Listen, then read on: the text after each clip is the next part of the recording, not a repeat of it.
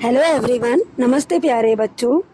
आज मैं आपको विपत्र का धारक कौन होता है और विपत्र व्यवहारों का जर्नल में लेखा कैसे किया जाता है के बारे में बताऊंगी।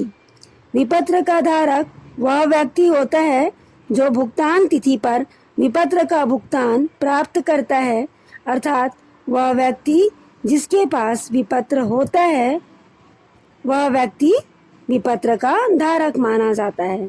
विपत्र का लेखक या जिस व्यक्ति के पक्ष में विपत्र को बेचान किया जाता है, उन दोनों में से कोई एक विपत्र का धारक होता है। बैंक से विपत्र बुना लेने पर विपत्र का धारक बैंक बन जाता है। अब लेखक के द्वारा विपत्र का उपयोग कैसे किया जाता है उसे देखेंगे। लेखक प्राप्य बिल का निम्न प्रकार से उपयोग ला सकता है। पहला, परिपक्वता की तिथि तक विपत्र को अपने पास रखकर भुगतान प्राप्त कर सकता है।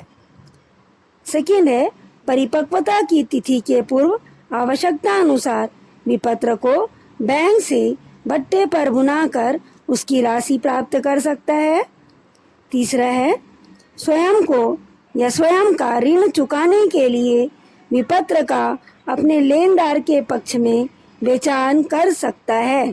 चौथा, स्वीकर्ता द्वारा विपत्र की अवधि के पूर्व भुगतान करने पर परिपक्वता के पूर्व की छूट देकर लेखक भुगतान स्वीकार कर सकता है। पांचवा पॉइंट है, संग्रह के लिए विपत्र बैंक भेजा जा सकता है। बच्चों, अब हम देखेंगे विपत्र व्यवहारों का जर्नल में लेखा करना या जर्नल में लेखा कैसे किया जाता है। विनिमय विपत्र संबंधी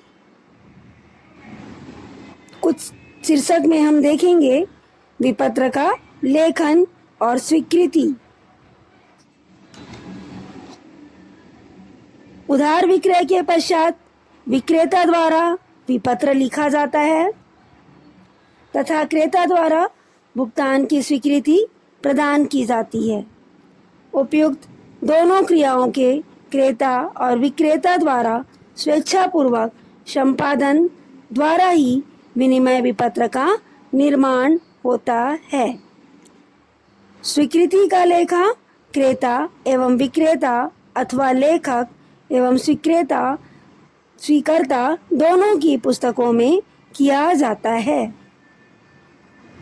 विपत्र का भुनाना या विपत्र का भुगतान, यदि लेखक विपत्र में निर्धारित अवधि तक उसे अपने पास रखता है, इसके पश्चात उसे भुगतानकर्ता के सामने भुगतान के लिए प्रस्तुत करने के बाद अंतिम तिथि या प्रस्तुत की गई तिथि में अनुग्रह दिवस के 3 दिन जोड़कर जो तिथि आती है वह देय तिथि होती है तथा उस देय तिथि को वह स्वीकर्ता या भुगतानकर्ता से विलेख का भुगतान प्राप्त करता है।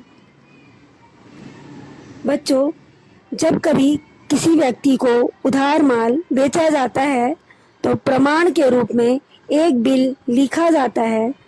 यह प्रमाण यह भुगतान जिस व्यक्ति को प्राप्त करना होता है उसके लिए प्राप्य बिल होता है और जो व्यक्ति इस बिल का भुगतान करता है उसके लिए यह देय बिल होता है। विक्रेता माल उधार बेचते समय क्रेता को कुछ निश्चित तिथि निर्धारित कर देता है कि वह क्रेता 8 दिन बाद, 1 महीने बाद या 2 माह बाद उस प्रतिफल का भुगतान करेगा। यदि वह डेट भुगतान करने की तिथि पर नहीं कर पाता तो इसके लिए से आगे 3 दिन ग्रेस डे दिया जाता है ताकि उसकी सुविधा उसके भुगतान करने